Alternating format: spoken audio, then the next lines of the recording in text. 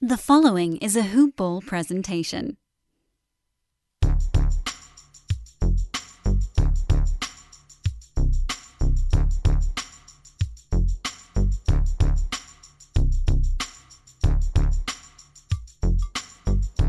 Hello and welcome to the Hoop Ball NBA DFS Today podcast. Today is Saturday, December the 14th. My name is Joe Sarvadi, affectionately known as Coach, and I am here with the one, the only, the Mr. Respected Shark in the DFS NBA world, Michael Apotria. How are you, Michael? I'm doing well. I mean, I sometimes when I host these podcasts, I can never get the intro quite like you, Coach. You nail it every time. I love it. Ah, I got to do my best coach impression next time, but I'm doing well over here. We're recording this in the morning rather than at night, so we're trying to do this a little bit more on for these Saturday cards, and it means I got my Hawaiian Isle coffee in my cup, and we're well prepared. We had a little bit more of the news fall, and we got to see those games end. So I always like doing them in the morning a little bit more. So pumped up, Coach, ready to go. I am too. And, as long as we can squeeze them on Saturdays instead of Friday nights for that Saturday slate, we'll continue to do that for our listeners because we get more player news. We have the updated lines for the games and the, over-unders and everything. So I think it helps paint a little bit crisper picture. But shout out to our NBA pros here, man. Miles, Andrew, and you. Between the four of us, we have been on a really wicked hot streak here. We've been getting a lot of great feedback on Twitter of people taking stuff down with our picks. And I think it's cool because a lot of services will give you exact lineups to play and this and that, but we try to paint the whole picture and try to have you follow that three-step process that I always preach, which is listen to this podcast in the morning or at least by lunchtime, start putting together a nice shell lineup, get an idea of what you want to do or who you want to fade. Then follow the news, follow it on Twitter, follow it on hoop-ball.com throughout the day, right up until lock. And then plug that lineup in that you feel checks all the boxes for you. And that's what we're finding. A lot of people are taking all the core plays, making a pivot here or there with a few people that they like after listening throughout the day and seeing what value pops up. And that recipe, and the reason I spent a few minutes to go through it here is working for a ton of people. So follow that pattern if you can. And, let's all get some winners here. I know Mike and I were just talking before getting on air that we're both on a bit of a hot streak ourselves. And, one point of interest I wanted to mention too, Michael, and I'll let you comment on it as well, is, the strategy. You have a couple different ways you can go on the strategy. And everybody thinks you have to have the high scorer on the slate in order to win. And they jam in a couple of garbage value plays that they think are value, but they're actually traps. And that sinks their slate. Because if you have 85-point Harden last night and put him with like a 47% Spellman who had 6 DFS points, all of a sudden Harden is not even at value. That takes half his value away. So my point being, and then I'll let you elaborate on it too, Mike, is we've been really trying to build, solid guys that can go off and get big numbers, but really better floor guys that can add to that total and keep you competitive in those GPPs. And yeah, you hit the nail on the head. And like you said, we were talking about this before air, and it goes especially guided towards what tournament you're playing into as well. Sometimes if you're playing in a cash game, going that dumpster barrel route and taking a chance on a guy that's 3,500, who maybe he's getting a few extra minutes, but we've seen that low floor several games in a row or several times this season isn't the right way to go in a cash game. If you're taking shots in tournaments, that's a little bit different story. You'll hear me mention it all the time. Some nights I'm running out 10 lineups, depending. Sometimes I'm running out 20. Other nights I'm crazy busy around lock, and I'm just getting exposure to maybe like 3 or 5 different lineups. But I'll guide my strategy based on how many lineups I'm running out and based on the slate. And when I say there's a guy like Harden and Luka, like we'll talk about tonight, that are on the slate, of course I'm going to have shares in them. But if I'm doing like my single entries, which I still do on nights I roll out multiple lineups, I might not take shots on those guys necessarily unless I have solidified value I'm pairing them with. Yeah, that's a good point, and that's what I was trying to drive home as well. And then one last comment on that, because it's something to remember. If you have a Luka or a Harden that looks like they're in a 80-point smash spot, and it's a 2, 3, 4 game slate, you do need those guys generally because you're spotting the field too much to try to catch up. But in really good slates like last night, when there's 9 games or whatever the case may be, you don't have to have that guy. Like I say, it was way better for me to be able to fade the Spellmans and the garbage that didn't come through for anybody, along with Harden, and go for the guys that were a couple grand cheaper, like Kawhi and Paul George, etc. So just something we wanted to mention because, we're all, as a composite group trying to learn more and study this every day, what works, what doesn't, what are the trends. And those things all matter. So we want to create winners for you. All right. Before we roll in here, our presenting sponsor is Hawaiian Isles Kona Coffee Company. We want to thank them. And, they're the big reason why Mike and I are not still sleeping. And we're here on our second cups of Hawaiian Isles Kona Coffee. Look them up online or jump on Amazon. That's my ticket anyway, is just get on there on your Amazon Prime, Hawaiian Isles Kona Coffee Company, boom, boom, couple clicks, it's at your doorstep the next day. So we really encourage you to follow that. Also today, just like every other day, but I know a lot of people, not everybody, because everybody has different work schedules, but a lot of people have a little more time off on Saturday and Sunday.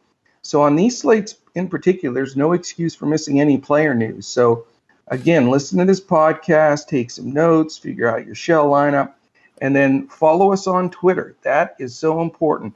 At Hoopball Fantasy is where all of our hoop-ball.com information is going. Miles, Andy, everybody's putting that up there. Myself, Michael, and Andrew and Miles also posting on our Twitter accounts. I'm at JoeSarvadi. He is at MikeApotria. Andrew is at Language Olympic. And Miles is at Miles6565. All right, let's tackle this slate. The first game is the only afternoon game, so we'll treat that a little bit differently in our breakout here because we know you're going to have to build some lineups on this standalone game where you have a captain and that kind of information. The other 7 games make up the main slate, and we'll go over those as we do regularly. But that early game is a 5 p.m. Eastern game. It's the San Antonio Spurs at the Phoenix Suns. The Phoenix Suns are currently a 2-point favorite with an over-under of 225. And the only thing we know right now is Booker is questionable. That's the last thing I've seen. Have you had any update on Booker, Mike? Still questionable as of now. It's a forearm injury, so it's a little bit hit or miss. I mean, we'll probably know. We'll have a good understanding. When he takes the court during shoot around before the game, we'll probably be able to see him getting jump shots up. You'll hear the beat writers, see the beat writers saying whether or not he looks like he's grimacing or playing through pain at all, and then we should know. First game on the slate, though, so like I said, monitor the news. You preached it right before we started talking about this game because that's probably the biggest ticket in this game, and it's going to impact this slate tremendously. Absolutely. My recommendation, if you don't want to get caught at the last second, is create a lineup with Booker, create a lineup without Booker. And in the NBA rules, you have to turn in your starting lineup 30 minutes before the game. So 4:30 Eastern, you'll know if he's in or not, and then you can pivot to the one lineup or the other. From a pace standpoint, San Antonio's 15th, dead in the middle. Phoenix is 8th, so they are getting up and down the floor. And defensively, neither one of these teams is going in the right direction. Spurs 24th. We know they've struggled immensely all year, and Phoenix 18th. So, Michael, I'm going to turn it over to you to give us a breakout here, Spurs and Suns. So I'll take the reverse approach on this, since I generally always complain when I have the Spurs. I've been getting a little bit more excited about them, and it's mostly because it's DeJounte Murray. I played a ton of them in the Okay. last game, and it kind of burned me. This soft minutes limit that they were speaking of early on in the year, it seems like Pop was kind of hinting that it would be removed at this point. So I'm kind of keeping my eye on him. We saw him play big minutes the game prior to that one, so I have no problem going back to him on this one. Probably be very low owned, more of a tournament type play, just because that risk is there that Popovich is him.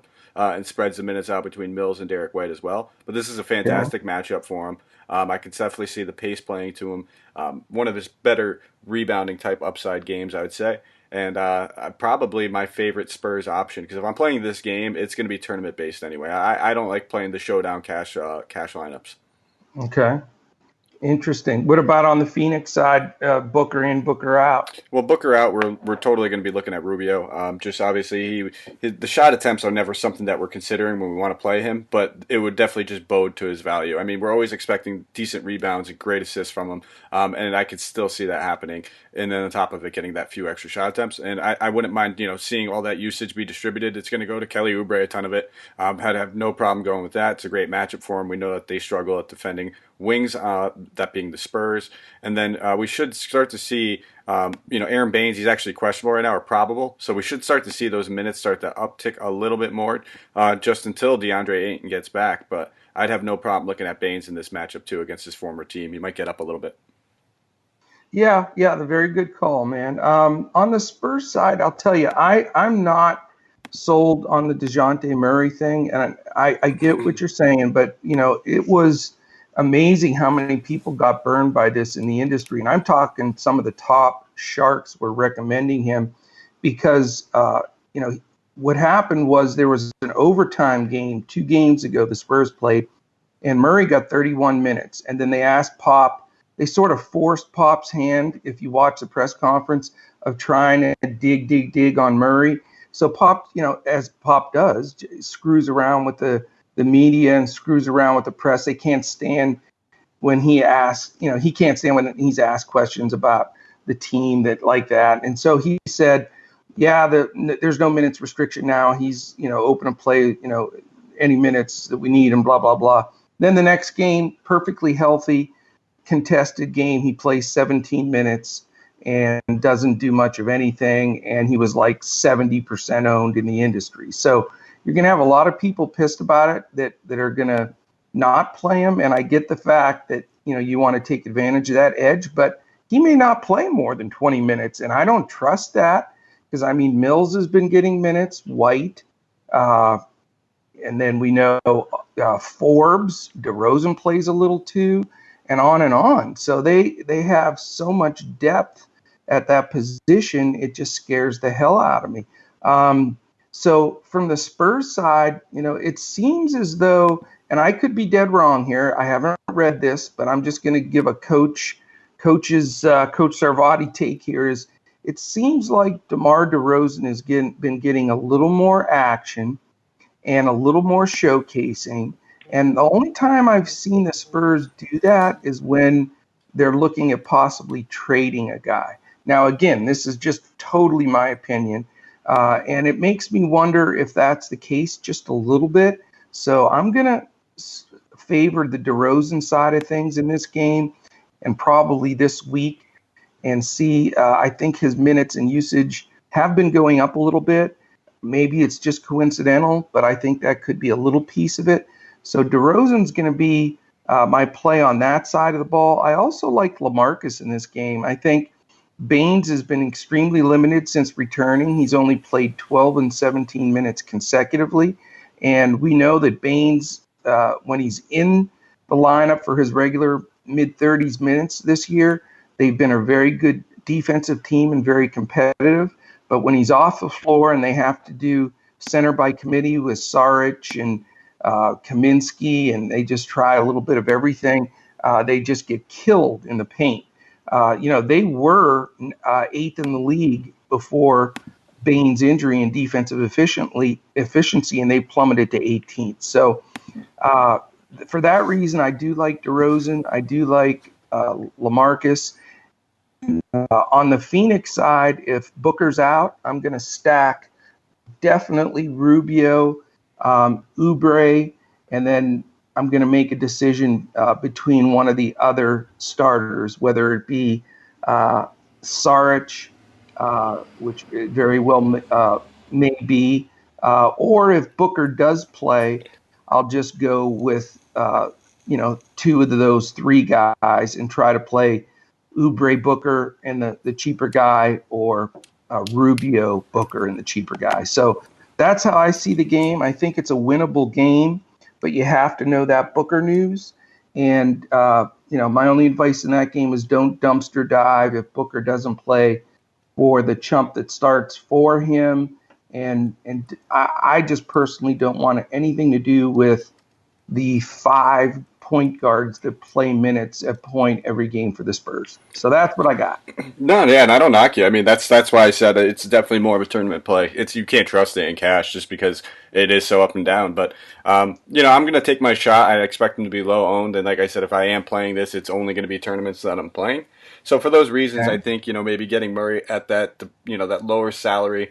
And that lower ownership, it bodes well for that, especially on this one game slate. And the fact that Mills and White both played big minutes in the last one, we've seen several times this season Pop kind of do like a back and forth routine between these point guards. So this may be the game that because they played big minutes. Murray was complaining earlier in the season about playing time. We saw the big drama about him kind of unfollowing the Spurs on social media and creating all those rumors. So there's a lot just having me think, well, we might just see him get a little bit of a boost and play, at least even if it's mid-20s. I know he said he had a bad game last game. He really didn't. He played only 17 minutes, still put up 26 DK points. So he didn't even burn the people. The 70% that had him, he didn't get burned by him. He still got me. Like, I still cashed on that night. I had every other play probably stone cold. Like, I played tons of Kevin Love. I nailed the slate, and he was the reason why I didn't take down and ship a lot of GPPs.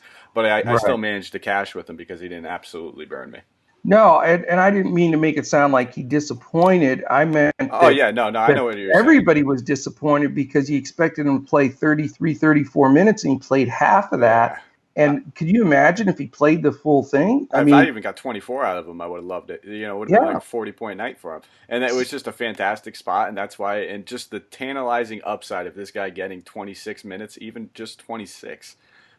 It would give him almost like a 30-point floor. I mean, this guy can get it done in so many ways. I definitely monitor him, especially for I'll tell you, though, I love your take, though, because I still think even though – I mean, I don't think people are pissed at him. I think people are pissed at Pop for only playing him half the time, basically, that he tried to say that he was going to. So I love your take. I think he could be a difference maker, and I still think those people that – like you, that could have taken something down if he'd have played regular minutes are going to be a little sour. So it'll be fun to see. But, I may throw him in a lineup too, just because of the Pop factor of just this would be classic Pop if he played him like 35 minutes today, Absolutely. And we've seen it plenty of times. And a lot of times. Like I said, give us 24 and I would take it. Anything more than just the 17 or less than 20. Less than 20, it's hard to stomach the price tag.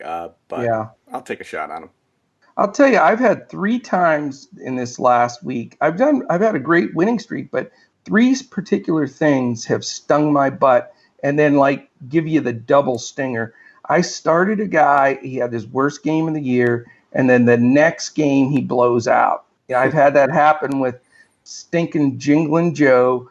I've had it happen with Thibault, and I had it happen. Who's my third guy? I'll remember it. But that's the worst stinger, man. When you give up on a guy and then he comes right back and jams you. But it happens to all of us. That's for sure. Absolutely. All right, dude. Let's hit this main slate. It is a very, very competitive 7-game slate. It's 30 minutes later than normal, so everybody be aware of that. You get a little extra time. It's a 7:30 Eastern slate. And the first game is the Brooklyn Nets at Toronto Raptors. You've got Brooklyn on the first half of a back-to-back, so not sure if that's going to affect their rotation a little bit. He generally, doesn't like to overextend guys, so it gives me a little concern on extra minutes for the Brooklyn guys with playing again tomorrow. We know Kyrie's still out for this game. On the Toronto side, they're a 7.5-point favorite at home against Brooklyn, and the over-under is 219.5. Van Vliet, I have as listed as still questionable. Do you still have that as well? I think he's more doubtful right now at this point. Oh, So, okay. I'm kind of going forward with him, sitting out. But it's a knee Okay. contusion. It could go either way at this point. It's not like he's dealing with some sort of hamstring soreness where they're going to give him another game. It's going to come whether he can wake up and he has a stiff knee or not, and that's going to determine whether Yeah. he's going to play. But I'm going for it as though he's not. Okay. Again, massive news because that shifts this whole game for me. I mean, it brings Lowry and even increases Siakam's value with Van Vliet's 32% and second in the league in minutes played off the floor. So it changes all of that. It changes the defensive rotation against Dinwiddie and some of the Brooklyn players. So certainly news we have to get. Pace-wise, these teams get up and down more than you'd think. 10th and 13th, so they're both above average in pace. But they do both play decent defense, all the way up to 15th, so they're actually getting it done defensively with their rotations. And as we know, Toronto's pretty sharp on D. They're 4th, so they could cause some issues. So give us a little bit of a breakdown here, my man. All right. So, like I said, I'm going to be taking this as though Van Vliet is sitting, and that's going to directly impact a lot of my play. So, one of my favorite core value plays is going to be in this game. I'm going to be looking at Pascal Siakam. He's just way too cheap in this matchup at 7,900, knowing that he's going to get a massive usage bump with Van Vliet off the floor. The shot attempts have been there. I mean, he's averaging about 20 shot attempts over the past 4 games. Just poor shooting. That's all. That's all. The only thing. If you look at the box scores, it's the only thing that's bothering him. And you can look at that 2 games of shooting 7 of 18. So I'm going to have a lot of interest. One of them was against the Clippers, and too. We'll let that one slide. So Yeah. I have no problem making him one of my staple cash plays. Kind of looking at him at 7,900 in this matchup, and then looking at Lowry, I think you could definitely warrant playing him. 7,800 is a fair price tag for him, especially with Van Vliet out. It's just going to come down to, do you want to overexpose yourself to this game, and when push comes to shove, I'd rather pay the extra $100 for Siakam. Yeah, I agree, man. I'm on the Siakam bandwagon in this game, too. I think, especially if Van Vliet sits, just his increased usage, I think Brooklyn will have a little bit of trouble checking him, and it's a home game. I mean, and I think he's too cheap. I don't understand why he's about $500-$600 at least cheaper than I think he should be. I think they mispriced him. Yeah, and it could just be because if you look at like a DK algorithm, defense versus position, they have him ranked 4th going against Brooklyn. But we also know Brooklyn's one of the worst rebounding teams. So while he may have a tough, maybe on paper Brooklyn does well against power forwards. That's basically what that says. It's not necessarily the case if you look at a direct matchup. They do bad against centers. So there's some correlation there for sure. And Taurean Prince, he may be able to hold his own against some other power forwards. He's probably going to struggle going against a guy like Siakam. I think so too. So is that the only guy you're really pushing on in this game? Mostly. I mean, we know that they're bad against centers, but just the divvying up between Gasol and Ibaka's minutes just, takes them both out of play for me. Norman Powell is going to see a big increase in minutes and a little bit of usage as well with Van Vliet off, but he's priced at 5,300, so more of a cash than a tournament play. He just doesn't have that upside necessarily on a night-to-night basis. We have seen him put up a 40-point game here and there, so I guess if you want to take a shot at him, but just not the spot for me where I'm going to kind of go there. I think I'm just going to limit myself to the 2 main guys on that team and mostly Siakam. Very nice. For me as a cash player, for exactly the reason you said, if Van Vliet sits, I really like. I think Powell is a great play. I mean, he has stepped up time after time when he's had to log the big minutes. With when Lowry was out, he crushed, and now that Van Vliet's out, he's crushing. So he's certainly on my radar. I need to make sure, though, for me, that Van Vliet is ruled out. If he is, I guarantee you, pal, at that fair price is going to make some of my lineups. On the Brooklyn side, though, I've been with probably as much as anybody in the industry on Dinwiddie. I play him almost every night since Irving's been out. But again, I think they have the back-to-back coming with tomorrow. Toronto's so damn good on defense as a team. I'm just not going to go with anybody on Brooklyn myself. I don't knock you. I think Dinwiddie's the only guy I would look at. I'm with you. But again, tough matchup. It's a front end of a back to back. There's many reasons not to play him, and there's plenty of other guards at similar price tags that are also in good spots. So if I'm playing 10 lineups, I'll have some exposure. Maybe I'll limit myself to like 1 or 2 lineups, but I'm not going to go crazy on Dinwiddie. I'm with you. All right, the next game, and I hope you can make some sense out of this game because I have no idea what to even recommend to our listeners on this one, and I'm so confused. It's an 8 p.m. Eastern game. It's the LA Clippers at the Chicago Bulls. Both teams played last night, so they're both on the second half of a double, 2 games in 2 days. I would assume Kawhi may sit in this game. He doesn't. I don't think he's played 2 games in a row on back-to-back nights in at least 2 seasons. So I haven't seen any news. It's still pretty early in the morning on Saturday. So obviously, if you ever watch the news on anything, it's this game. And then you got 2 teams on back-to-backs. Both teams have guys out. The Clippers had 4 guys out last night. And so I can't wait to hear your breakdown on this one. But, the pace is good. The Clippers are 7th. Chicago's 12th. But they do both play good defense. Clippers are 6th. And the Bulls are all the way up to 10th. They have been defending. Their games have been going lower and lower scoring.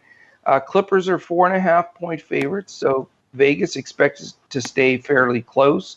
I would assume Vegas doesn't expect Kawhi to play with that line. And 218 on the total. So what do you think, man? So this is a game that's all about news. You brought that up already, but I'm going to take this and I'm going to kind of give my advice, on the caveat that certain players are sitting. I expect Patrick Beverley to sit. He was dealing with a concussion.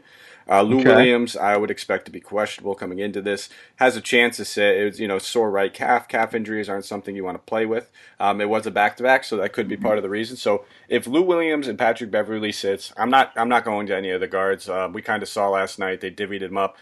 Shout out to Brandon Marcus over here at Hoopball. He's our Clippers guy. He jumped in at the last minute, gave some fantastic advice on Twitter. I retweeted some of it, and he hit the nail on the head. He was absolutely right with his calls, and I'm going to kind of maybe I'll lean back towards him, and any of our listeners, please tweet at him. Brandon's very active on Twitter. He has no problem answering any of your questions, and definitely go give him a follow at BD Marcus whenever you have a minute, because he is the go-to Clippers guy whenever I need some advice. So, but I'm going to take this as those guys. If they sit, I'm loading up on Paul George, and I think you can load up on him either way. There's just so many avenues for him getting good run. He's underpriced. He blew up in the last one. 2 back-to-back good games when they had a back-to-back last time. So I don't really worry about that affecting him too much. And at the end of the day, if Kawhi Leonard, Lou Williams are sitting, there's going to be shot attempts galore for him.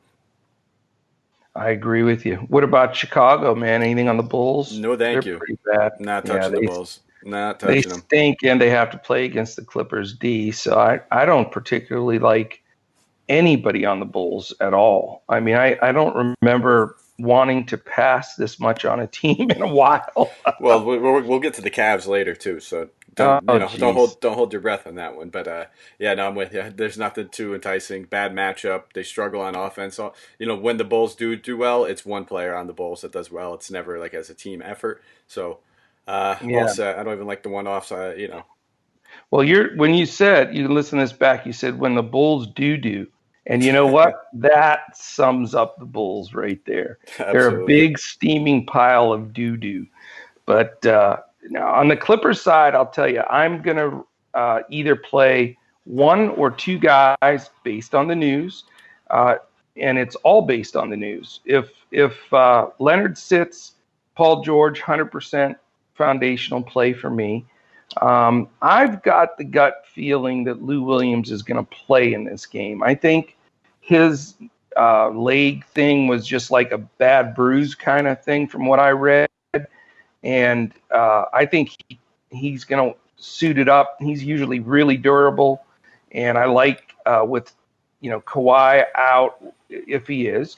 I think Lou, this is a perfect game with Chicago's average defense that he could just tear it up. So I'll be double Clippers, single Clippers, or no Clippers, depending on the news. And I'm with you, no Bulls. Yeah, I mean, if we hear Lou Williams is playing and there's no sort of restriction or anything like that, definitely you can go right to him. I do want to mention that as bad as the Bulls' defense is, they've been fairly good against defending opposing point guards. Yeah. It's worth mentioning. They kind of kept Trae Young in check when they played him. They kept both of the Charlotte guys in check last night. So I do take that into consideration when I target the Bulls. Is that I generally look to target them in the front court. For that sole reason, I do think Lou Williams is lightning in a bottle, and minutes restriction, all the usage with Kawhi, he's still in play at 7K. It's a little too cheap for him, but I just wanted to mention that. No, that's a good point. It's so hard for me to say, and I see that stat as well, but it's, if it's a Pat Beverly and he gets the majority of the minutes at point guard or whatever, that's where that really solid defensive ranking's coming from. But if you watch the Bulls games, they play like four guys at point guard, all split minutes. Kobe plays some point. Satoransky plays some point. Dunn plays some point. They switch guys, go bigger and play. So to me, the question is there really a defensive stopper amongst that group, or is it strictly, are they doing it by committee? What do you think? It's a little bit of both. I mean, Chris Dunn's a very good defender, so he's the primary focus when you're looking at why they've been so good against defending point guards. So I think it has a lot to do with Dunn, and Dunn's been seeing steady minutes as of late. So a lot of that probably has to do, and you can actually check the box scores, and you might even see a little bit of correlation to that in the games where Dunn plays a little bit more. They might be going against a little bit more of an active scoring point guard. But I don't know. It's not something I have actually pinpointed. That's kind of all an assumption. I haven't even looked back at the box scores to check that. So it's really all speculation on that. I just noticed that they have been doing very well against opposing point guards, and something I've kind of kept on my radar. And I just know Chris Dunn is a player I've actually followed throughout his career. He's from Connecticut. I've got to interview him a few times. So I just know that he's been a very stout defender all throughout his career, and he doesn't shy when it comes to steals and checking guys. No, he definitely can get up in people. But, one thing to note, put this in the notes because it's something to watch going forward. 2 games ago, they just made the decision that they were going to start Satoransky and Dunn together in the backcourt and play smaller and move Levine to the 3. Have you noticed that? Because what's happened is Satoransky was being backed up by Dunn, and then they'd bring Kobe in at sort of the 2. Now it's all shifted around. They're playing Satoransky and Dunn together, and now Kobe is the second string point guard. So that, something to take note of, because that is going to affect, I think, game flow. And it actually makes Kobe White a little bit more playable in the fact that he's going to run that second unit, Absolutely. I'm not going to go there on this slate just because it's the Clippers. I'm not either. But a good note going forward. Absolutely. We love targeting those bench guards that get high usage and are in good scenarios. We're kind of see Kevin Huerter's, his stock is kind of rising just because he's playing a little bit of backup point. We've been seeing him get assists now on a nightly basis. So good note, Coach. I like that.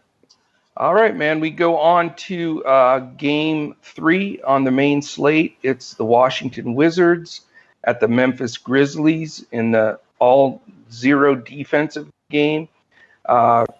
This is got to be the game that you stack. I'm sorry. I mean, it's just, sometimes when things are that obvious, you just have to do it and not overthink it.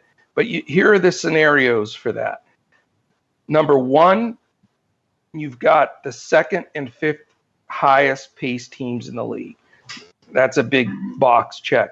Number 2, you've got the dead worst defensive efficient team in the league in Washington, and 21st and falling in Memphis. That's box number 2. Box number 3, you got Memphis on the back, second half of a back-to-back, and they've already had guys sitting. And then number 4 is the spread is 1 point. Washington as a road favorite. Now, You explained to me how Washington could be a road favorite. Amazing. And then the final and fifth winning factor here, 236 total, which is by 9 points the highest on the entire slate. We know Mo Wagner is out. We also know that Bryant is still out, and Isaiah Thomas is questionable. So it allows all kinds of possibilities here, man. Are you going to stack this game? I'm definitely gonna have a lot of shares, and I'm gonna do some game scripts where I will trot out a couple lineups where I do have like 6 or 7 guys in this game, just in case it happens to hit that overtime level, and we end up seeing just a massive scoring game. But I'm definitely gonna have a couple mini stacks. I think that's the route I'm gonna take in most of my GPPs because there are some other guys I was really looking to get some exposure to as well.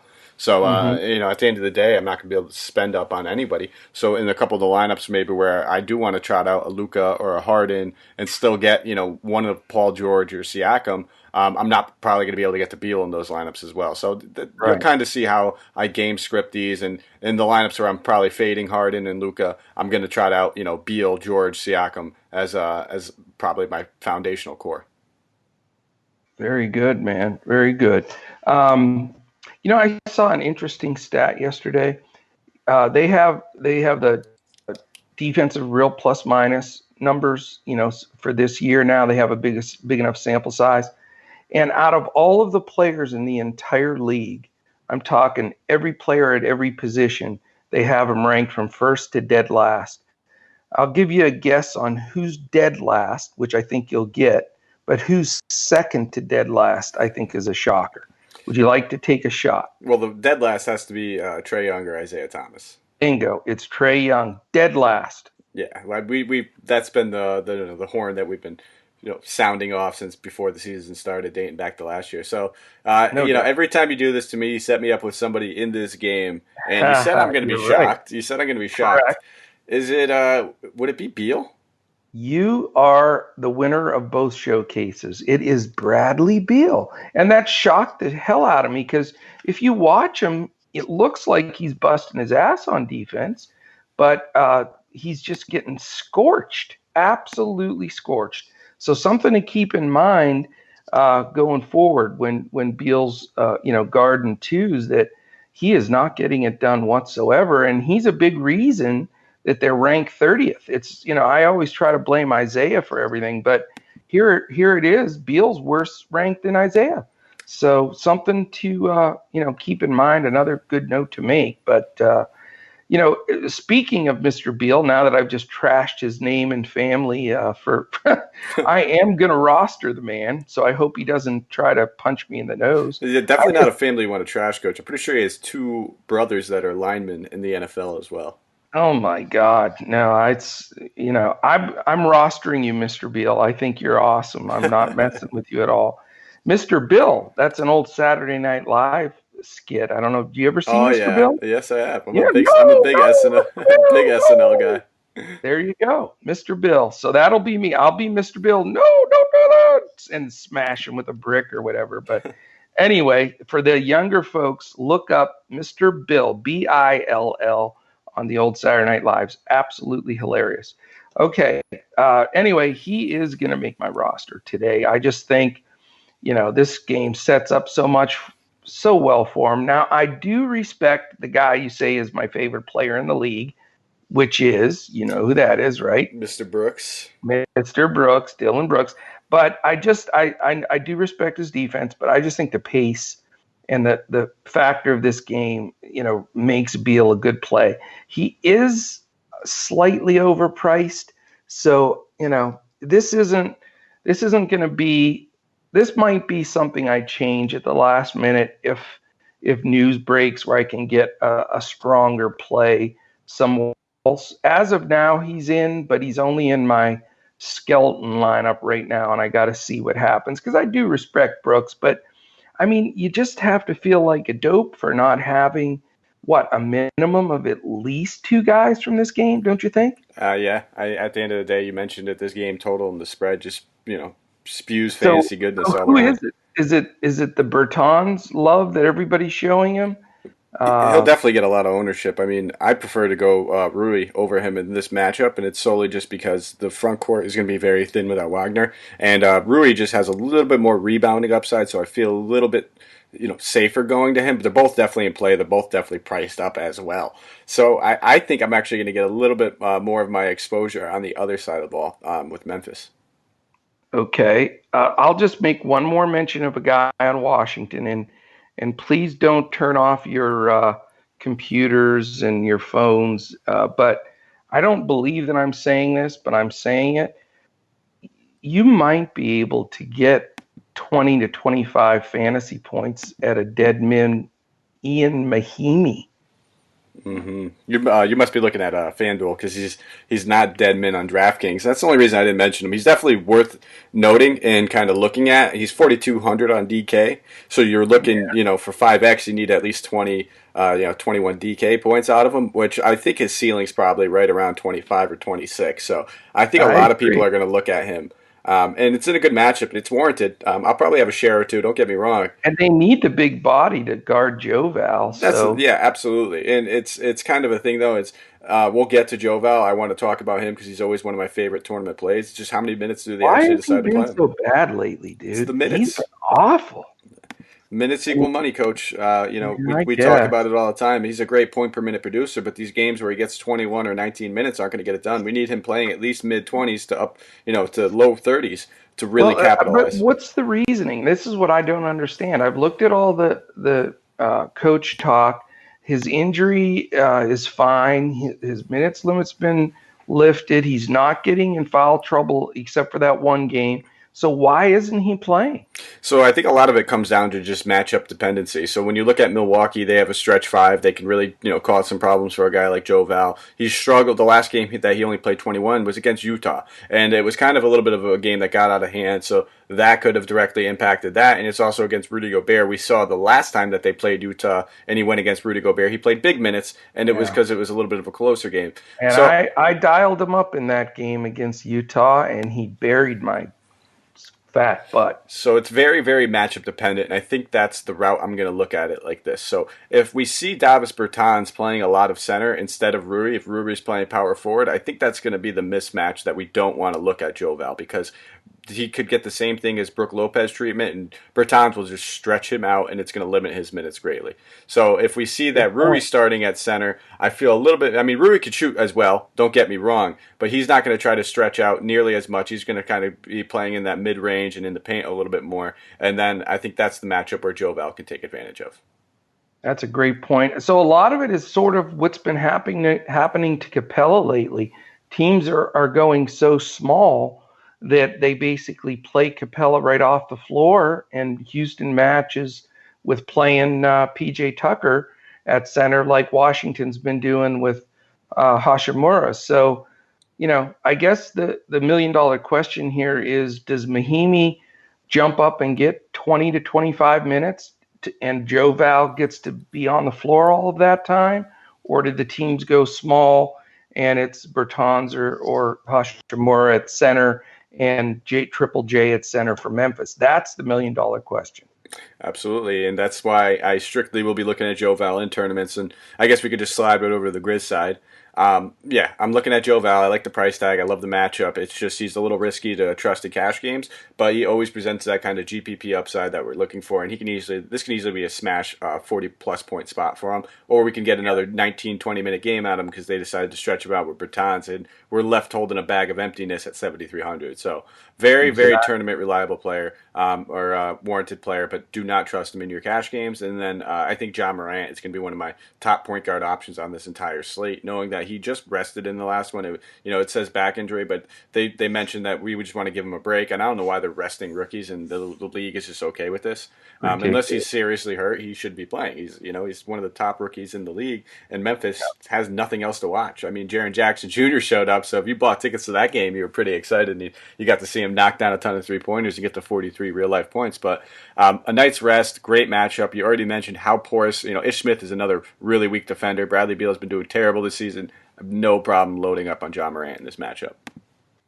What do you think his minutes will be in this game? I assume because he rested that he'll play at least 30 minutes. I mean, he played 33 minutes against Phoenix, and the reason that they rested him was because of his back. So it's not like his back Right. wasn't bothering him in that game if it was. So this game should stay close. I'd expect at least 30 plus minutes out of him, and I'm perfectly okay with paying the price tag if he's getting that much. You bring up a good point, and maybe you have the answer, or if one of our listeners does, send me a tweet or Twitter, connect with a DM on Twitter, because I can't figure this out for the life of me. I'm an NBA nerd. I love Adam Silver. Actually, I also want to put prayers and thoughts out to David Stern. He was the commissioner that I grew up with in the NBA that made the NBA go from a fledgling league that was almost going to disband to, other than maybe the NFL, the most popular sports league in the world. And he had a brain aneurysm scenario here a couple days ago in emergency surgery.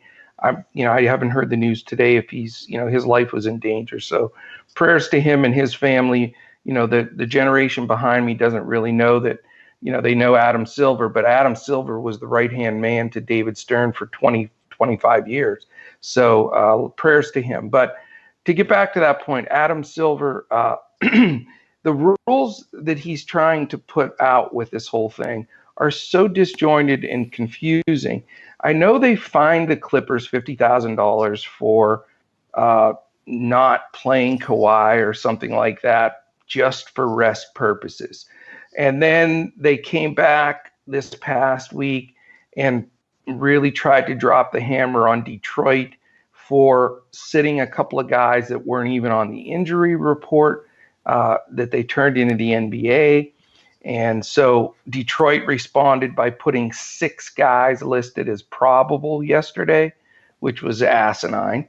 Or that was Thursday, I mean. And then you see, it seemed like when that first fine came out, teams were putting down, instead of load management, because that got them the fine, they were putting down injury management. So guys that were coming off, like a DeJounte Murray coming off a knee surgery last year, you're sitting him not for rest, but for that purpose. But now you look like yesterday and even into some of today's, you just look at player, whatever his name is, rest. So what the hell is going on?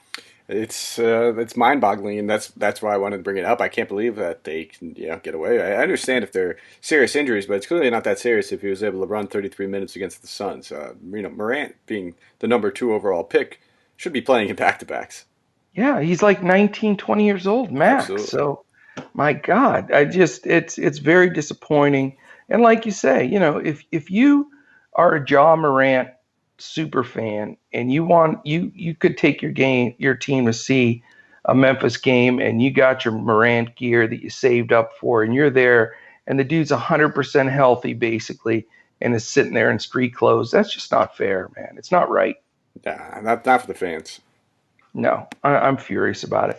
But I think people are going to say, "Hey, don't chase the Triple J points. He just had his career high last night. Don't chase him." I like him in this matchup. I don't think, if I figure out that they are going to go small and not play Mahimi a ton, which plays Jovel off the floor some, I just think Ja and Triple J just go off because Washington can't defend at all, man. So I'm leaning this in this game to Triple J and Ja, and then I'd like to be able to go with Beal on the other side, but I'm not positive if I can afford it. But those would be the 3, and then just for the hell of it in a GPP build, I am going to put Mahimi in there just in case the game does go big. But that was it. All right. Yeah, I do like Jackson as well. Not going to be one of my foundational pieces, just because it is a back-to-back. He's been doing a lot better with the foul trouble though, as of late. I know. I don't know if he's not. Knock on wood. And it looks like it just might be him, not contesting as many jump shots, or maybe not, contesting so many shots at the rim, whatever it may be, because his blocks have been down since he was getting into so much foul trouble. But right. we'll take him on the court for big minutes. Yeah. Over the 2 extra blocks or extra block and a half we might see per game. And Washington doesn't have any beasts inside. They're a Nobody. three-point bomb shooting team. Absolutely So nobody. And it directly correlates if you're not playing Valanciunas to maybe take an extra look at Jaren Jackson Jr. in that kind of scenario. Triple J, man, Triple J. All right. I usually never go to Triple J either. Okay. All right, next game, 8:30 Eastern Time. Exciting game. Miami Heat Yeah. at Dallas Mavericks. Interesting. Low total for the Mavericks, 215 and a half. Their numbers have been in the 228s, 232s lately, but the Heat are intense on defense for sure. You've got the 21st and 20th pace, so not the two fastest teams. A lot of half court sets they set up for Butler and running some pick and rolls with Bam, and then Luka just doing whatever he wants to do is run the offense on the one side. But the other concerning factor is so you got two pretty slow teams. They're 9th and 14th in defense, so respectable defensive teams. Somehow Dallas is an 8-point favorite, which is really shocking to me. But I'd take that. If you're a betting love it. guy, I would take Miami with the 8 points all day long. Well, here's the thing, though. You got Miami on a second night of a back-to-back, and you know who they played last night, the Lakers. So that's got to take the wind out of their sails a little bit, wouldn't you think? Absolutely, but I just think that these teams they're not an 8 point difference even with that kind of I scenario. don't think so either. I'm I mean, not I'm saying they're going to come afraid out here and win Dallas it, is but going to. I'm sorry. Go ahead. no, that's okay. I was going to say I'm not saying that Miami's going to come out here and win this game, but I just think I like that 8 points. I know that Butler is the type of player who's going to try to keep every single game close, regardless of rest, regardless of minutes, and who's playing on their team. He's enough of a force to also kind of keep Luka in check, possibly a little bit You too. better believe it. So for all those reasons, I kind of like that 8 point spread. I'm terrified that Miami's going to win this game straight out. It's just not a good matchup for the Mavericks. First of all, you know, my favorite play in this game is Bam Adebayo. I think he's just a nightmare matchup for the Mavs. They're not going to if they put Porzingis on him, he's going to get in foul trouble. And if they do the dynamic defensive duo of Powell and Kleba, he may dunk on their domes about 4 or 5 times. So I think Bam is one of my foundational pieces and my favorite center on the entire slate. Which is scary. And I'm not playing anybody on the Dallas side, so I know they're favorites, but I don't like this over under. Winslow and Dragic are out for Miami, so Nunn's going to get extra run, Hero's going to get extra run. Um, that makes those guys tempting, but the total is low. I think I'm just going to go Bam, and I won't take anybody this year that Butler guards. I think Butler now, to me, is in that small group of avoid no matter what, and that's Beverly, Marcus Smart, Jimmy Butler, and Kawhi. Sort of those guys, and Giannis. That like five guys. So I'm not going to go Luka, and I know I said last time to fade Luka, and I think he had 85 in the elevation. So you know what? Go for it, Luka, man. I'm all for you, but for me, this game is Bam, nobody else. What about you? For the Miami side, I'm with you. I'm only touching Bam. Great matchup for him. Fair price tag. He should be able to just have his way with the front court. And then looking at the other side, now this is the caveat: GPPs only. I would not Okay. be recommending it for cash, just because I think this is a nice, fair, and balanced approach we could take for cash. But I think we're going to get Doncic at a low ownership, just given the fact that we're going to have Harden in that He's later game with the never at a scenario. low ownership, It dude. Never. lower ownership than I guess you could say he'd normally be at, because a lot of people are just going to throw Harden in their lineup with Westbrook likely to sit. That news came Yeah. out earlier, so we'll get to that game. Right. But knowing that they're both, Luka's priced up, he's 12K. Tough matchup. But he could go out there and pour 70 points on any single night. And if for some reason Harden has that little bit of a down game, and I'm expecting a higher ownership with Westbrook sitting, that could be the Wow. kind of needle that kind of tips that Luka Doncic thing. And we also, like we talked about, we have so many other games. This is a down total for him. It's a tough Yeah, defensive matchup. We it have is. that Memphis Washington game with a high total. We have so many other options that we can go to. Where I think Doncic, he's not going to be low owned. He's definitely going to be a slightly under, a hair under where he normally is, and I wouldn't be shocked if he's normally at like a 30% ownership if we get him at like 17 to 22 tonight. Possibly, So for the possibly. so a caveat. So maybe in the lineups I'm not playing Harden and I'm not going fair and balanced. I'll probably have if I'm playing 20 lineups. I'll probably have him about 3 or 4. Interesting. No, I get it. I mean, hey, I'm the guy that is both 80-point Luka games. I've said to fade him, so I certainly don't have the exact pulse there. But no, I understand. DeLon Wright is more than likely going to miss this game. Do you think anybody profits from that? Is it Curry I again? hope people Curry go went back to that Curry bonkers. well.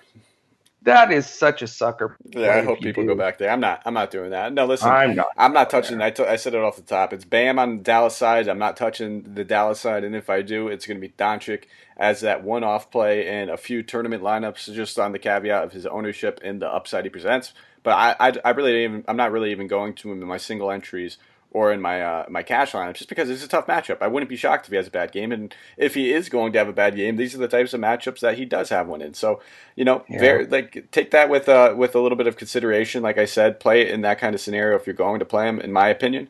But again, it's Luka Doncic. This kid's Yeah, so I good. agree. I He's mean, so good. Hardaway deserves a little bit of a mention. He gets a little bump of extra minutes with right out, but can't go there. And it's a sad state of affairs that we don't even discuss Kristaps Porzingis anymore. He doesn't even come up. Like he's not even a consideration anymore. And he was like super high owned early in the year, but he just consistently is undervalued. He's been like 2-3x all year. I know his price has been higher than it should have been, and it is coming down, but it's hard to believe that KP is now like single digits every night. Yeah, I know, and it's probably the price tag's still up there just because of the name value. And until that that play starts to increase, and he has been shooting so poor this season. I think I Yeah, checked it. It was a few days ago. He was shooting about 38% over the yeah, past like 15 games or so. So that's bound law of averages. That's going to change. It's the same reason why I'm kind of looking at Beal in the earlier game. If we're just looking at the statistics, he's been shooting so poor as of late. I think he's been yeah, shooting somewhere around the same, like 30-something% over the past 5 games, and yeah. that's some things are bound to change, but I'm looking for them to change in good matchups, not bad matchups. So I don't mind going to Beal, looking for the bounce back and the law of averages to kind of get back to the norm, as opposed to a guy like Kristaps going against Miami in a low scoring game. Yeah, and it's a tough defense. But I'll tell you, my son was sort of freaking out about Kristaps, saying he's a bum or he's not the second best guy on the team like he was supposed to be and all this stuff. But what people forget is he missed 2 seasons basically. And if you look at anybody that misses a full season, it happened to Paul George, Gordon Hayward, everybody. It takes sometimes an entire season to get back to just feeling right out on the floor, timing and speed and everything. But you have to give this dude at least to the All-Star break. So I think everybody's been pretty hard on him. My only beef is I just want him to be tougher. He just doesn't bang at all. And when you're 7'4", whatever he is, weight-wise, 260, 50, 40, I don't know. But you got to get in there and jam a little bit. So Nah, that's never his game. I I don't think know, we'll ever well, see that from him. well, it was in New York when he was that rookie sensation and made the All Star team. He not only hit all the threes, he got rebounds, tip ins. He was in the top 5 in rebounding. He banged a little bit. He actually would post up, put a little baby hook or up and under or something. You just don't see him do that now. So I don't know if it's still that tentativeness in his brain because of the injury. I'm hoping that he plays through that. But until I see him turn that corner, I'll tell you what, for the Mavericks' sake, and we're both Mavs fans, if he does turn that corner, look out, man. The That's Mavs will be That's the tough. thing. I don't think they don't need to rush him to take that corner. They're easing him No, along. You got to understand when you have a rookie or not rookie, a sophomore sensation like Luka Doncic, who's 20 years old, who can literally carry teams with 40-point triple doubles. yeah, You can come along slowly, and we don't worry about that 38% shooting as much, just because we know that they got some other stars to bail him out. And I'm expecting it to turn around a little bit. This kid's very talented. He's still I doing. He think. still looks very good defensively. But it's Yeah, just the he's shot getting attempts blocked shots. and Yeah. the little things that we need to see him turn around, and that will just come with the rust wearing off after a little while. I'm with you, man. All right, we have 3 games left on the board. Well, Again, want to we'll say thank. about 1.5. Oh yeah, exactly. Really, if that. But we do want to thank our presenting sponsor, Juan Alcona Coffee Company. We really appreciate their support and their partnership with hoop-ball.com. Go to hoop-ball.com. If you really are into the DFS world, just click on forums, click on DFS thread. There's constantly a flow of information there, player news. Miles and Andy just crushed that. And the rest of the DFS pros were popping stuff on there all the time. Also at hoop-ball.com, sign up for the Brews letter. It's a great sort of summation that comes out that really gives you an update on all the teams. And there's a good prime package there with hoop-ball.com where you have access to all kinds of uh, uh, information, content, podcast, et cetera, et cetera. So definitely jump on there. Also, you can listen to us wherever podcasts are heard. I keep mentioning every show because I want everybody to get in that habit. 3-step series. Listen to us in the morning. Follow all the news. Lock the lineup in right before lock so you don't miss anything. And we're everywhere podcasts can be found: iTunes, Google Play, Stitcher, Podbean, iHeart, Spotify, YouTube, everywhere. All you have to do is search DFS today, NBA DFS today. However you search for it, we're going to pop up because we're getting a lot of activity. All we ask, you take 10, 15, 20 seconds, hit the 5 stars, likes, thumbs up, give a quick couple of words of review, just to help get us more and more momentum as we grow this. I feel without question we're the best in front of the paywall, free 7-day-a-week NBA DFS content, and we want to keep offering that to you. So we want to build on this. We want to get some more people involved with it and just keep growing it. So please take the time to do that. We really appreciate it. And then the Twitter piece, that is so key. We mention it a couple times every show because that's where you get the real, true info. So follow us there, comment there, ask questions there, post winning results there, whatever, let's get this going more and more and create a real hoop ball DFS family that communicates and pushes and helps each other be successful. Again, I'm at JoeSarvadi, at MikeApotria, at Language Olympic, and at Miles6565. And if you're just looking for the Hoop Ball feed, it's at Hoop Ball Fantasy. So jump on there, guys. All right, 3 games left. As Mike said, it's sort of like a game and a half when you combine these 3.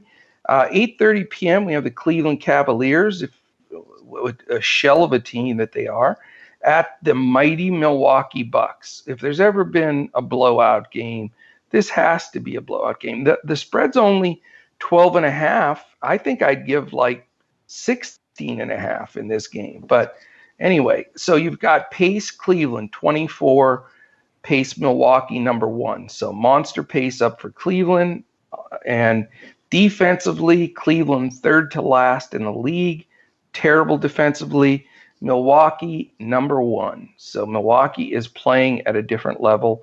Bledsoe, I don't know if there's been an actual distinction to where he is questionable wise, but I got that for you. Oh, what do you got? He is questionable, but I would expect him to play. There was actually a little bit of a fun, I think his name Matt Velasquez, beat writer for the Bucks, had a fun little back and forth with him during the post game and asked him if he was going to play tomorrow. He said, "I'll be out there," and the guy Velasquez, the beat writer, asked him, he was like, "Are you sure?" Because last time, Chris Middleton said it wasn't that serious either, and then he missed 2 to 3 weeks, and he said, and then Bledsoe came back and said something along the lines of, "Yeah, well, that's because Chris is a little baby." So, he joked a little bit. He said it's not a big deal that he should be out there. So I'm kind of going on the caveat that he is playing, and I think the spread kind of hints at that as well. Yeah, it seems as though, but he took a pretty hard smack in the shin and missed the rest of the game last night. They are in the second half of a back-to-back. The big news yesterday was, would Giannis play or not? And Giannis did play. So that's another question. Is Giannis going to play full tilt minutes in this game when he was questionable yesterday and it's a back-to-back against the worst team in the league? What do you think about the Giannis take? I'm just not. Overall take this game, regardless if Giannis plays, he's going to play. In my opinion, the minutes are going to be limited because they're just going to blow him out by the third quarter. So I'm just not touching this game with a 10-foot pole in general. If you wanted to take a couple stabs at maybe a few bench guys on the Bucks like a Dante DiVincenzo, sure, why not? But we should have some value open up as the day progresses, and I just don't see the need to really focus or force my hand to go in this sort of game. I want to I think almost everybody's going to look at this and say, screw this. I don't know how much Giannis is going to play. Bledsoe's questionable. Cleveland's horrific. But there are a couple things of note here, rather than just skipping this game. The total's 226. That's respectable. Third highest on the slate. You've got Cleveland can't find a more pace-up game.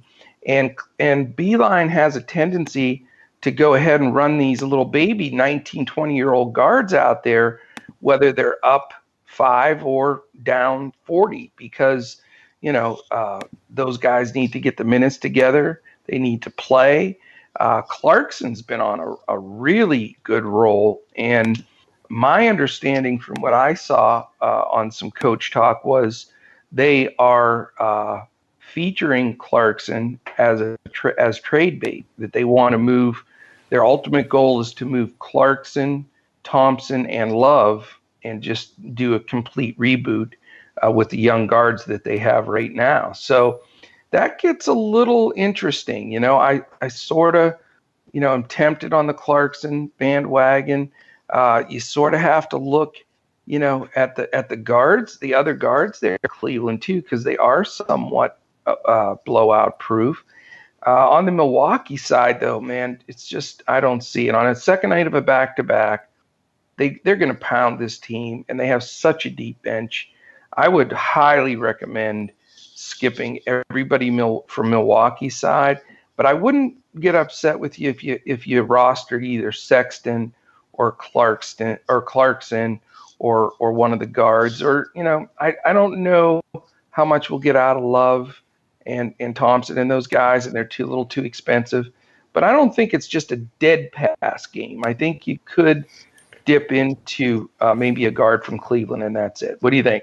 I see where you're going. For me, I'm just going to dead pass it. I'm just making my life easy. Just because it just gets one of those games off. Like we said, we've talked about such high price players that we're going to want to spend up on. So paying that price, that mid-5 price for a game for guys that could easily get blown out. And even if the game does stay close, even if they still play 30+ minutes and the game blows out, it's not like they have an easy defensive assignment. All the bench guards that come off of Milwaukee's bench are just as good as defenders as Bledsoe. So I think I'm going to stay away. If I wanted a dumpster dive and take a shot on somebody, it would be a guy like Kevin Porter Jr. and just hopes that he plays 25, 26 minutes when this game gets out of hand. Yeah, no, I don't blame you, man. I think that you may be better off in the long haul just not concerning yourself with this game. That's for sure. All right, we have 2 games left. 9 p.m. game, Detroit at Houston. Houston by 7. Houston on the second night of a back-to-back. Westbrook is going to sit, and it's a 227, second highest total on the board. Detroit 23rd in pace, Houston 4th. Defensively, both middle of the pack, 17 and 16. I don't think you start a build. I'm a guy that says normally you can fade an expensive guy in order to build a little bit more balanced lineup. But how the hell do a home game? Harden is going to play as many minutes as he tells D'Antoni he's going to play. Westbrook's sitting. The usage dives up to already. He's got the highest usage in the league. With Westbrook off the floor, it's ungodly. And Detroit's playing lousy. Now, I don't know who they're going to guard him with. Brown probably. Nobody's going to be able to stay with him. All I want to say to this game is I'm playing Harden in every cash and GPP lineup because I think he's just so bulletproof and so blowout proof and everything. If they're up 28 midway through the third quarter, he's going to play the rest of the third quarter. It's just what D'Antoni does. So I want to throw this game over to you. I can tell you this much. Blake Griffin is an absolute shell of himself, though. He is playing like garbage. And I will also say Capella, I respect defensively, and I think he can slow Drummond down slightly enough that I like, my center I'm going to play as Bam rather than Drummond. And I'm the biggest Drummond fan on the planet. So that's what I got, man. What do you think about this one? So this is definitely a game that we're going to want a good amount of exposure to. We'll start with the Houston side of the ball because that's where everyone's going to initially start looking. Harden definitely in play for just about every case and every scenario. Will I have 100% lock of him now? Probably not, because I mentioned I like to play the GPPs, and I'm going to get a slight share of Doncic. I'll probably end up having about 50% Harden. Maybe Okay. 20% Doncic, 15% Doncic, keep my shares in him a little bit lower, and then go with What a do you nice fair think and balanced Cardinal? approach. Oh, I'm guessing at least 50%, probably right around there. It depends on the type of tournament too, or type of game that you're playing. In large field tournaments, I would expect probably about anywhere between 50 to 60% ownership. and Um, I think with Westbrook out, he's going to be like 67, 68%. I think it's going to be that fat of a number. And that's, I think, sometimes, to me anyway, you have to eat the chalk because you just can't spot everybody 70 fantasy points, 80 fantasy points. But just my thought. I just wondered what you thought on the ownership. No, yeah, absolutely. It's going to be high, and I don't, this is a spot I really don't mind eating the chalk. It's James Harden, Yeah. with Westbrook out, and he's put up two back-to-back 80-point fantasy point games. It's just, you could still make money. If you still hit your other plays and you don't play Harden, you're not going to lose necessarily. But if Harden has one of these freakish games and we have the value to get to him and still get some other exposure, he'll easily help you win a game, win a contest as well. So Hey, I got another one of my little quiz questions for you. I know you love those. Out of the top 15 highest scoring games on real points in the NBA this season, how many of those 15 games does Harden check the box as the top scorer for that game? uh, 13. He is 13 out of 15. You win both showcases again. Can you believe that, though? People are going to think that we talked about that before air. We did not. Did that blow your mind? Seriously. I mean, I was able to guess it, so I'm going to say no, just because I just been following this guy's a freak of nature. It's just that's just unbelievable, man. We're talking about LeBron, AD, Giannis, Luka, and 13 out of 15 highest scoring games of the season. I think that's sick, man. He's an absolute beast, man, and he's having an MVP caliber season once again. Back to the game though. I think the other options I'm going to be looking at. I think there's going to be a ton of value, not just for Harden with Westbrook off. I mean, Capella is going to have to play big minutes. He's been playing a little bit poor as of late. And I mean poor as in like not getting 20 rebounds per game. But this is the type of matchup going against Drummond where he's going to have to see the extra court time. Yeah, exactly. And that's kind of what I'm linking this to, and it's going to correlate. He's going to have to play against Drummond, so I have no problem looking at Capella. Probably one of my top 3 center options on the slate. I do like Bam as well. And then I'm also going to be looking at guys like Austin Rivers and Daniel House. I'm still not going to go to McLemore just because I have a begrudge against him. I'm just not doing it. I'll never play him. It's been McLemore for me. But, we're going to see Rivers get a decent amount of run at point guard. He's not the highest point per minute producer, but at 4,100, he's a solid value play. And I think Daniel House, he's been playing very poor and very timid lately. Not taking a lot of shot attempts. But with that usage being spread out and, him being a starter playing at 4,100, playing 30-plus minutes, I definitely have some interest in House. That's a good play. You know, I'm embarrassed to admit on Thursday I played Blake Griffin. So that's a little bit of the reason I was trashing. I don't know what I was thinking, dude. Man, I don't know what I was I had a thinking. little bit, but I started shifting all my love to love, and I asked Andrew the same question when we were on air. I was like, Yeah. he kind of shifted right over Kevin Love and went to that Blake Griffin at 6,700, and I'm looking at Love at 62, and I'm like, I had to ask him, who would you rather play? And the minutes were the one thing that was scaring people off of Love, but Yeah. like you said, that showcase, man, they want to trade this guy. That's true. It is true. And I don't, Griffin does not look right at all. So, yeah. So you're not going any Detroit guys? I don't mind Drummond. I'm just I don't know if I'll be able to get there. Like we've mentioned several other Yeah, centers he's for a little bit expensive. cheaper. Yeah. Generally, I am afraid of, or I wouldn't say afraid, but I limit my center play going against Houston just because the fast pace can sometimes wear these guys out. They struggle to get back on the other side of the ball, and then that kind of takes them away. Houston shoots a ton of 3-pointers, leading to a little bit more of longer rebounds. So for all those reasons, I generally steer clear of centers. But with Westbrook off the floor, we're going to see a lot more ISO Harden, and that allows that center to kind of set up and get underneath the rim a little bit more often than not. So I do think that he's in play. Will I get to him in the majority of my lineups? Probably not. I do have one big take here. For me, I would not touch PJ Tucker, Gary Clark. Uh, who are the other wings for them? They've got House, even where at the moment? House, all those guys. I think they're all out of play, and I'll tell you why. They go small half the game anymore, and Capella gets knocked out off the floor, and all those guys scoop up all those rebounds, including Harden. But it's all, PJ and all those guys get extra stats based on Capella not being in there grabbing everything, and that's not going to happen today. They can't play PJ Tucker on Andre Drummond. I know he plays like everybody, but that would be suicide. If they're going to do that, then you almost have to play Drummond because he'll get 30 rebounds. So, game script this out, watch the news on this. Do you think Houston's will go small against Drummond? I can't see it. It's going to be well. The only reason why they wouldn't be able to do that is because who would be playing the 4 to go match up against Blake? It's not. I don't think It's they have a probably problem. Kevin House Yeah, or Daniel and House. I don't think that would work out in the long run. I think that's Yeah. two positions where these guys can just bully ball on both of them. I think that we will see some run with PJ Tucker on Andre Drummond. Don't get me wrong. I think it will happen for short bursts, maybe 4 or 5 minutes throughout this game. They don't. And knowing Drummond, that dummy will pick up like 3 fouls and pushing Tucker or something.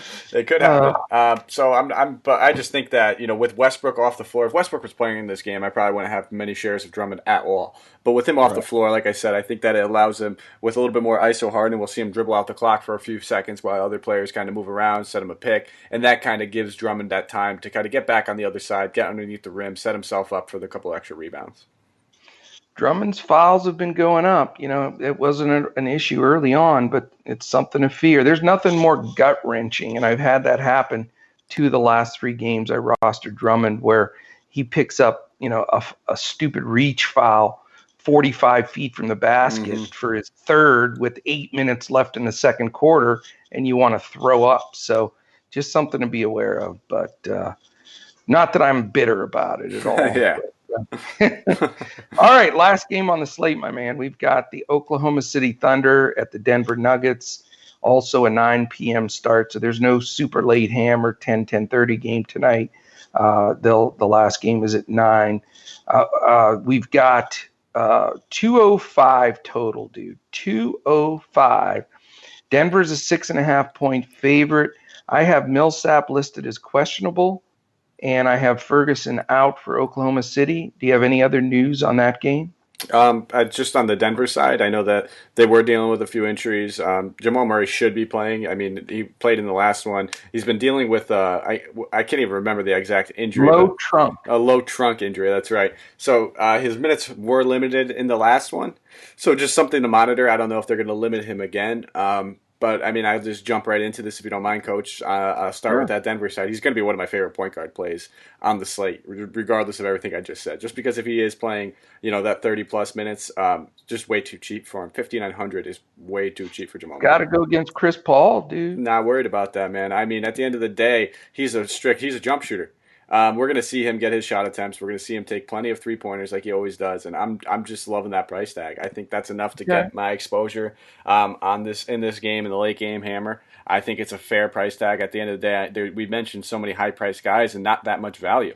So I don't know Right. if we're going to be able to get to a lot of these other guys. So if you're looking for a mid tier guy, I think looking at him and even Jeremy Grant, I was very high on him in the last one. It paid off for me. One of my better nights of the season with him. So Nice. I'm definitely going to go back to the well on him. It's his former team, and Millsap, even if he plays, he'll probably have his minutes limited again. And this matchup just suits well for him, especially going against a guy like Danilo Gallinari. He just suits so much better defensively. That's a great call, man. I like it. Is anything else from that game? Any other comments or? Not really touching anybody on OKC. They're all priced up pretty fairly and accordingly. Denver's is just, the high altitude. They're a great defensive team. I try not to play too many shooting guards, so like that takes SGA out of the equation for me. Gary Harris, very stout defensively. And I'm going to be given a hot take article over there. My good friend of All mine, right. Adam King, over there on Fantrax, asked me to participate, and I was sitting here trying to bounce back and forth between what my hot take might be. I have several in my mind. One of them being to keep an eye on Malik Beasley. I think he's going to be a very Okay. good player in this league. I have a feeling he's going to be on the move very soon, and his per 36 numbers are quite good. So this has nothing to do with DFS and nothing to do with tonight. But I figured, while we're talking about the Nuggets, I just brought up Gary Harris, and he's part of the reason that Beasley's getting roadblocked. But I mean, if you look at this guy's season-long per 36 numbers, they're up Mm-hmm. there. They're pretty good. He's a guy that would be averaging about 16 points, 4 boards, decent assists, 2 or 3 assists, a steal, and a couple threes per game. So all that is pretty valuable, and that's shooting at 45%, and he's shooting about 80% from the line, and that's just over his career. So Yeah. as he's gotten in this league, he's become a little bit better. Yeah. He needs just to get with a team where he gets the opportunity. I agree with you. There's no doubt about it. He's got some game for sure. Um, all right. As far as this game goes, it's a piece of cake for me. I'm not playing anybody. It's a 205, which is 10.5 points lower than any other total on the board. These teams 25th and 28th pace. I mean, really, and 13th and second defensive rank as well. I mean, if you can find somebody in this game that helps you win a slate, more power to you, because I just don't see anything here. Joker against Adams, on and on and on. So no touching in this game for me whatsoever. You did bring up a good point though. I think usually we have a good handful of solid value plays to share. And so please don't tweet us and say, hey, you just gave us all chalk. Well, here's the thing. This slate is important to follow the news because we still have Booker, Van Vliet, Thomas, Millsap, a whole bunch of guys that may or may not play, and that's going to open up value. For example, for me, if Booker's out, I'm going to look more towards Rubio. He's pretty cheap for a point guard. If Van Vliet's out, I'm going to look at Powell. If depending on some of the other news, it's going to vary. You maybe put a Jeremy Grant in if Millsap sits, et cetera, et cetera. So a lot of the value on this slate is going to be news, and that's where you got to grab it. And follow us on Twitter to do that. And even touching on that, Coach, it's not like these value plays we're getting are much of a value anyway. Norman Powell's 5,300. We're looking at I Grant, know. who's 4,700. Even if Isaiah Thomas sits, Ish Smith is 5,300. So these guys aren't even Right. cheap, and I think that's going to be the struggle when building your and constructing your lineups. Is if you are Yep. forcing in a guy like Harden, we're not going to have those three less than 4K guys. That's the guy that we talked about. Daniel House is 4,100, another guy. But it's going to be hard to get to those price tags and still feel very Yep. confident in your lineup, knowing that we have all this mid-tier value. Siakam getting a boost. A few other guys that we've mentioned that we like in the mid-tier. I think we talked about Dinwiddie a little bit. We talked Yep. about I talked about Murray. I'm going to be playing a good amount of Murray in this game. All those guys from that Washington-Memphis game, Morant, Jaren We Jackson, are. Beal. We're going to have a lot of guys in good spots. And I'm kind of leaning more towards that fair and balanced approach. But I mentioned I'm also a GPP player, so I'm probably going to stick to my numbers. I'm still going to play a ton of Harden. If I'm starting to construct my lineups and I'm finding it hard to get to the value, I'll probably edge off him a little bit. But I'm still going to play a ton of Harden. I'm going to have modest shares of Doncic, and I'm going to do a fair amount of this fair and balanced approach. I would probably almost say 50% of my Like lineups will Fox end up being News, fair and that's what they balanced. say that it is. I'm not sure that that's true. I don't quite Yeah. agree that it's true, but I don't think either one of Fox or CNN is fair and balanced. So just to put it out there. Anyway, I would say that follow the news. If you're going to build some lineups with some studs like I am with Harden and Bam, you got to find some value. You have to. So we got to keep digging. If whether it's a wild shot like a Mahimi, or maybe you find one of the ancillary pieces from Memphis, like a Brooks or a Solomon Hill or somebody, depending on some of that news, or Washington with maybe a Troy Brown or whatever. I mean, you're going to have to find one or two value spots. Just don't let it happen like it did to 67% of the industry last night, that decided for some reason that Amari Spellman was the best play of the night. Yeah. Or don't try to like force in a guy like a low Oh, price don't even Bismack start, Biyombo man. against the Nets, He huh, Coach? bounced back the next game, dude, and had 30.5 fantasy points. But we didn't have We did a not. chicken soup I'm up challenge by bet on that 2, night by though, the did way. we? Oh, are you up by 2? You was 5-4 before that Didn't I? Bismack Biyombo. You're Oh, just that's giving right. It's yourself 5. points. Oh, It's I tied was up. thinking Miles Five gave. five. You tried to cheat me out of the Miles 6'5", 6'5". Shout out to my favorite guy in the NBA DFS world, Miles Hart, trying I to should have take opened one advantage else, of an man. That old was my coach fault. and steal a point. You weren't only going to try to not let me take that point, you were trying to flat out flip it to you. You dog, you.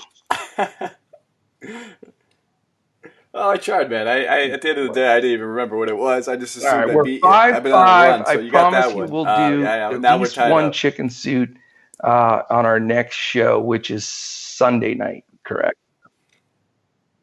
I don't like Well, I Jamal like Jamal Murray at Murray, and you all. said you were pretty So, off him. Do you have anybody around that? No. So, do you have anybody around that 6K or 5,500 price tag range um, that you're really feeling? Because I'll take Murray. how about let's This just feels like How a about 35 to Rubio? That's 37 fair. point DK night from him. Well, their Yeah, I prices are guess we could about the call that same. fair. Yeah, one's on a showdown slate and the other one's on a main slate. It's a little if you take somebody from the main slate if you have somebody. That I is don't such a mind it, but fair the pick, man. showdown slate. Yeah, it's a show. It's a My showdown slate though. Let's keep it on the same slate. my That's like me saying I'll take goodness, somebody what a tomorrow. baby! All right, how about I'm trying to think. Who did you say? You said you liked Norman Powell. Norman Powell's only I think doesn't five or six start? hundred I cheaper need a than him. And I starter. and I said I I want didn't to really like start. Powell. Well, he's going to start with Van Fleet Van out. He'll Vliet. start with Van I Fleet don't out. know Van about Fleet's that. I doubtful. think he's quick. I'll give you the caveat. How about this? If Van Fleet sits, we won't do the bet. Only if he, if Van Fleet plays, we won't do it. Only if he sits, we'll do it. I'm not accepting it. I'm gonna find another guy that I feel more comfortable with that is around us. Well, No, if you there's need some no time, tweeting. We're you can doing tweet at this me live later in the right day. here. I don't We want have you a few backing out hours. of another point trying to flip it on me. How about I see if you accept this one. Let's see. Oh man, I can't take him because he'll be whining. He's too good. I, What I is think you're seeing why I like just Murray for though. It's just fun? at What the end is of the day, you Jaw's look around that price? price range. There's 74. Uh, He's 1,500 more than him. So that's what I mean. When you look at that discount that we're getting on Murray, that's kind of why I'm enticed in him. There's not a lot around that middling price range. I mean, you could look at what Derrick Rose at 5,600. I don't like There's D not a lot Rose. that's What's floating Chris around that Paul price range now? like Murray. 68. So We he's could. even I'd nice smooth take that if 900 you more want than to him. go head to head, guarding each other. They may get into a fist fight. I'm sure. Last Why time we not? did Just that. so we get something in the books. Nah, I think I'll take it just so for the sake of us having a bet. I mean, at the end of the day, I think Chris Paul's he's 900 more for a reason. He's been playing much better. I think he'll Whatever. probably win this You're one, Coach. trying to But for the set sake of a up bet, like you're I'll an take it. underdog now. Dude, you can't pull tricks like that I on mean, an I'm old just coach. saying, Norman Powell's price difference was definitely closer than the Chris Paul's, but I didn't chicken out. I won't chicken out. Yeah, I don't want to be like some other co-host on this show who was afraid to take the bet. I think I sometimes take you every single have one to you be throw at me, smart, and so I'll be up I'll chalk six that up. five on Sunday, and we'll be good to go. That's my fault. I So never shut my Miles, mouth by the by way, losing I'm more bets that sending way. you So some Hawaiian Isles Kona coffee. Oh, he doesn't like coffee. I can't send it to him. All right, we'll have to come with Plan B on this you can one. send it That's this way. all. All right, guys, we've been on here a long time, but we got through All a right. great slate, a lot of info. Big takeaways are, follow this news. It's going to be important, and just and get it done. Follow us up on Twitter. Again, dial up our podcast, rate, review, subscribe. Those are the three magic words for podcasts. So please do that so we can continue to grow this and continue to bring 7 days of fantastic frontline content to the NBA DFS world. Any final words, my man? No, that's it. That's all I got. And here's to Jamal Murray outscoring Chris Paul tonight. I mean, if you guys want, let us know on Twitter if this was let's say if we won't even go That's if it's a right. fair I bet, but what think side that would you take? I bet you it's pretty even. I think you'll have people going both ways there. So, but yeah, tweet something out, post it, throw it up there. We'll see. I need a little support here. This young whippersnapper trying to steal points from me and shenagle me in the bad. You're getting Chris Paul tonight. I don't want to. I'm trying to steal points. I'm giving you points. If I wanted to be a fair young whippersnapper, I would say let's do this bet point per dollar points. Like who does better for their accorded salaries. But no, I'm being a nice young whippersnapper here, Coach. I think I'll do the straight up points. Taking Jamal Murray. I think I've been more than fair with some of make these that bets that we've Apotria made. name proud instead of trying to take advantage of the elderly. You know what I'm saying? Good Lord. Listen, you were Never. probably doing the same thing No, I 68 always years ago showed when you were my respect. age. So, stop. I would hold the door open for I you at know Cracker someday, Barrel at 20 years from 5 now, when o'clock we in the have the morning, biggest anytime. DFS show, we'll do a live shoot. I'll have my cane. You'll probably out right from under me. I know you. Well, by then I'll be full. I'll be full gray. I mean, I got one or two stragglers at 28 years old hanging around right now, but I Enjoy might be the full gray headed hair, gray by man. then. For us bald guys, I'll take it. I don't care if it was orange or like our president. Whatever it takes. Or gold with orange skin. No, I'm not going there.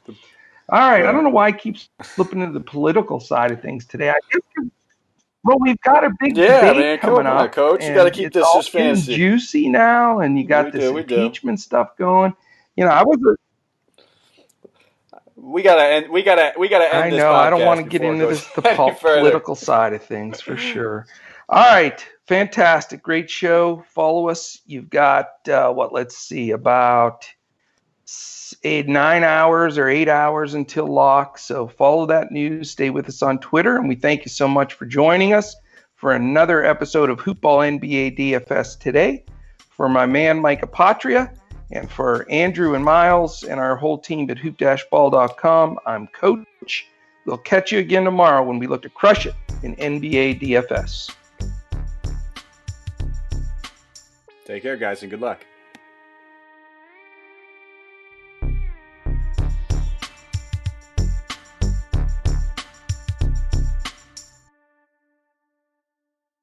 This has been a Hoop Ball presentation.